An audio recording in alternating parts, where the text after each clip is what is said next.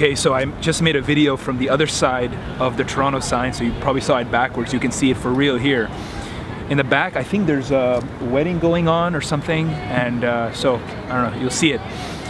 So the video I just recorded talked about how amazing this city is. And I mentioned, like, I don't know, 6, 7 other cities I've lived in, and you know, the benefit of each city and how important it is for you to live in a city which is conducive to your success and your quality of life. And the main thing I mentioned in that video, and that video might have already come out. If it has, you can probably find a link somewhere, or just type it up in YouTube. But if you haven't seen that video, it's about freedom of expression. You know, this ability to express yourself freely in a city. And a lot of the other cities that I lived in, I wasn't able to do that. It was might have had to do with the energy of the city or my development as a human being, or whatever the case is. But this is, you know, this is it. This is the city that I want to live in, and I've already lived here for, you know, about 3 years. Just to give you 3 months, sorry, give you a little bit of background or what's going on here. I'm at Nathan Phillips Park, and this is the 3D Toronto sign right behind me, and I just came here to shoot a video about Toronto. But now I want to convey to you a video about the tribe building, about how to become a leader of a tribe, how to get inside a certain community that you want to be a part of. So, you know, you want to get a job, or you want to network with someone, you want to get into the fashion business or the film business, or, you know, a lot of people go to West Hollywood and they have no idea how to network. They have no idea how to make that first contact, make that first touch to kind of, you know, make their career go exponential and meeting that right person. In my life, I've been lucky enough to have the opportunity to not only become the leader of several tribes, like, you know, the RSD tribe, the Elliott Hulse tribe, the Doc Testosterone tribe, the entrepreneur tribe, the social media tribe. I've had the opportunity to become a part of those, but the other, even more important fact is that I have the opportunity to break it down, right? So recently, Lala came over to Toronto. Lala is Imran, our operations guy.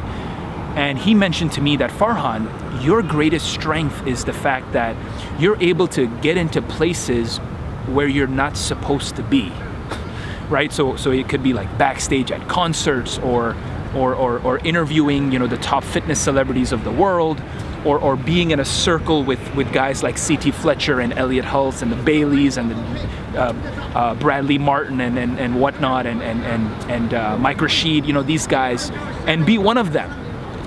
I just see a few women doing Tai Chi in the back. It's beautiful. So how did I do that, right? So I'm now deconstructing every single point, every single component in my mind, in my heart. What allowed me to be authentic? What allowed me to provide value? Was it something that had to do with my education? Was it something that's completely random? Like, I already made a video about how I became Todd's assistant, and that was because I'm tall. Has nothing to do with my skill set or anything. It's because I'm tall, and also because I'm willing to take big risks.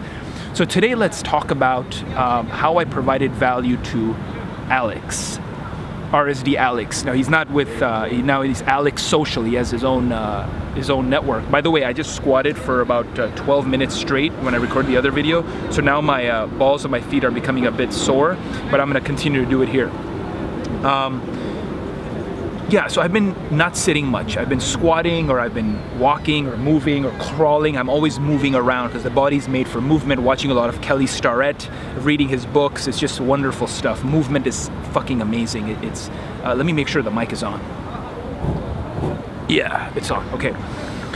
Now, so let's talk about Alex, and then another video I'm gonna get into Julian and Max and all those guys, and really break down what I did. So with Alex, it's interesting because when Alex was coming to Montreal for boot camp, I asked Madison if I could assist. And Madison's a good friend of mine. I'll get into another video about what I did with Madison, right? So, you know, how I fed him biscotti and made him espressos and invited him to my apartment in Montreal, and was very authentic and very like, hey, this is it. you know, this is it. Like, I'm fucked up. I just finished grad school, have no girl experience, no sex experience. You know, please help me. I want to go to immersion and become a student of RSD immersion in Vegas. So I'll get into that Madison story in another video. And if I already have, just go look it up on YouTube. It's there. But with Alex, there's a lot of benefits that I gave to Alex during boot camp, and I'm going to get into all of that here in this story. But to start off with, Madison said, you know what, Alex is coming to town for boot camp. Why don't you become security at the hot seat, right? So be the security, be the guy who's tapping down people and patting down people, patting down people, and doing registrations and stuff like that, right?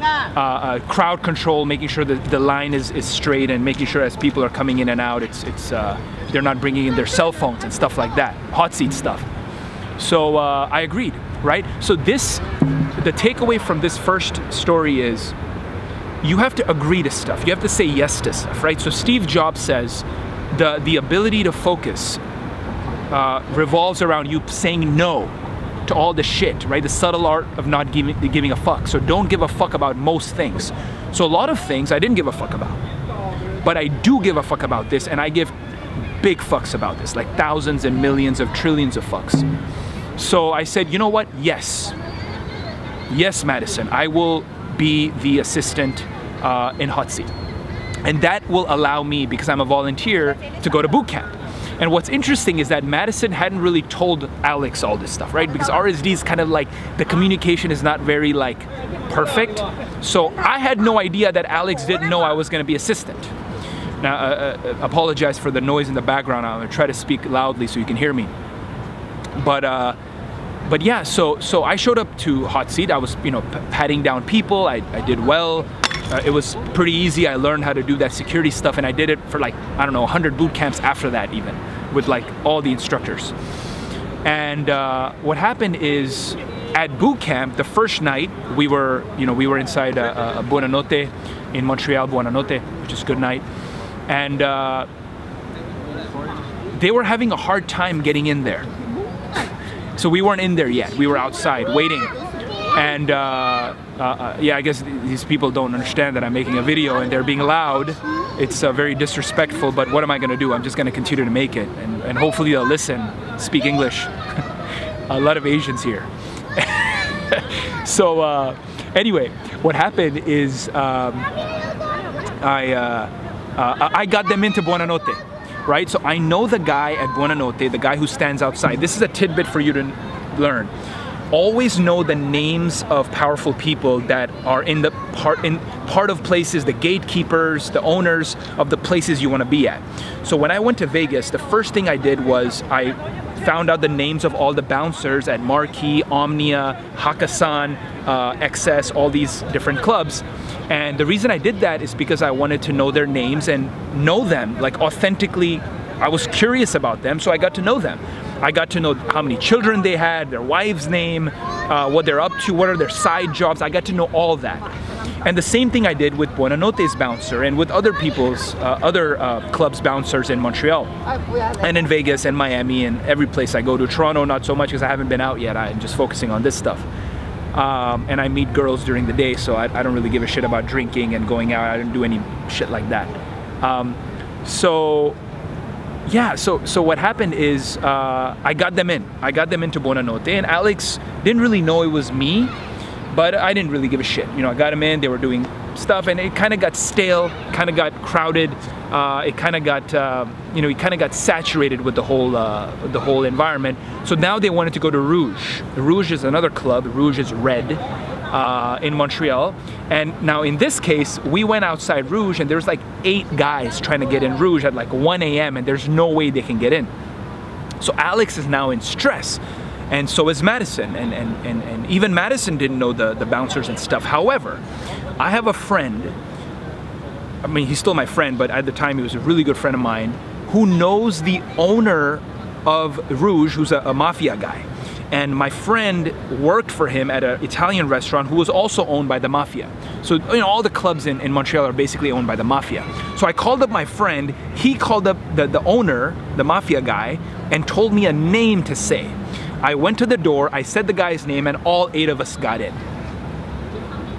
That is when Alex got to understand my value, right? My value of knowing people. So it's not like skill, like it's not like my PhD or some shit, like my brilliance or my intellectual curiosity of like research, or it's none of that shit. It's just I say hi to people.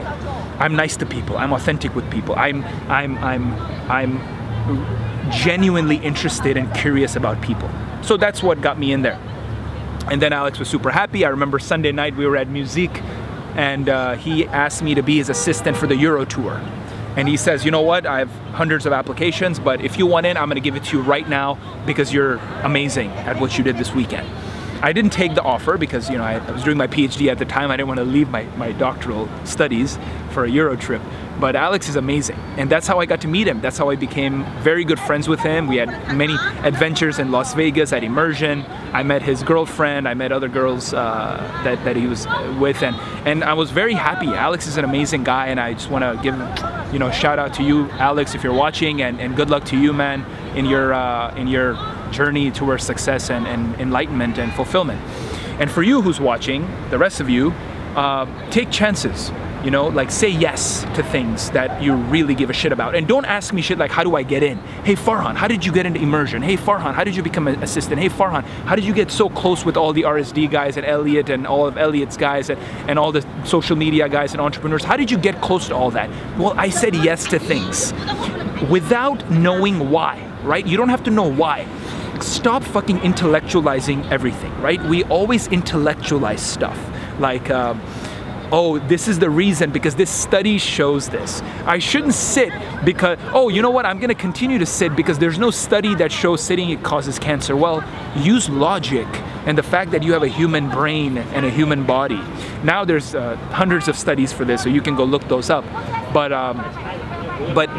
if science is like 30 years ahead of you and commercially we don't know these things yet, because scientists are very slow at showing this to people, and journalists suck. Science journalists, most of them suck. Some are very good. Like Steve Silberman, who wrote Neurotribes, which is a book I'm reading about autism. He's amazing. Steven Silberman. He's a journalist, a science writer. New York Times guy. But anyway, that's what I want to leave you with. That's how I met Alex. That's how I provided value. That's how I said yes. That's how I got in. And when you get in things, you're gonna feel the vibe and the energy. Your body will feel the sensation. Your mind will get exposed to such things when you're into something that you said yes to, that you have no idea about. There's no way you can right now intellectualize or plan or any of that stuff. You can read, you can watch videos, but when you're in the moment, your body's exposed to that emotion, that energy, that is when that separates the men from the boys, the girls from the women, the shits from the gold. That's it for this video. Thumbs up if you liked it.